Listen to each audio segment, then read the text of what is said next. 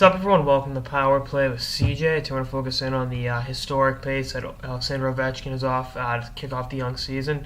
10 goals and 15 points through 10 games, and really on one of his best streaks of his career. And he's obviously had a few good streaks in his career, obviously, as one of the elite players in the game.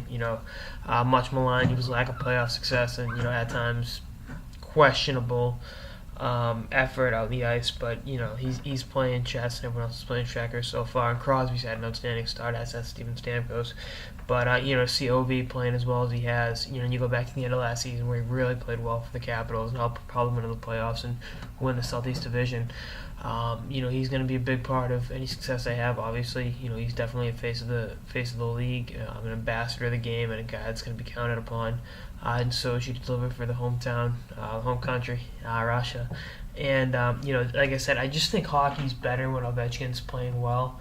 Same goes for Crosby. It's better when Ovie's on his game and Crosby's healthy, because when Crosby's healthy, he's always on his game. And to have that is definitely a good selling point for the league and makes marketing the game to prospective fans or not necessarily diehard fans that much easier for the NHL, which is good. And I'm really happy to see Ovie playing to that level. I mean, someone actually asked me today, Ovechkin at his best or Pavel Bure at his best, and I think the first thing is they're two different players. Bure was the best pure goal scorer in terms of speed, and the first step acceleration was probably the best in the NHL. Ovechkin brings you a little bit more in terms of physicality, but I'd take either one, to be honest with you. Which one's the true Russian rocket? Pavel Bure is the true Russian rocket. He got that title, deservedly so.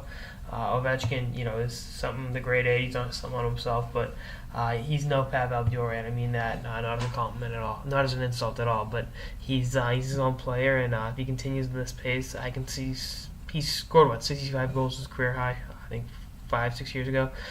I think 70 is not out of the question. It's been a long time since someone scored 70 goals, and I think the game in the league would be in great shape if he scored 70 goals and Crosby got 150 points. I think that would be one of the best things, coupled with the Olympics, coupled with a great Stanley Cup Finals last year, would be the league coming off a lockout last season, to get back in the good graces of a lot of hockey fans, having the stud players play like stud players would be great. And I think a lot of it, and this isn't a knock on Ovechkin one way or the other, but I think the reason scoring's up so far this year is they've downsized the goalie equipment.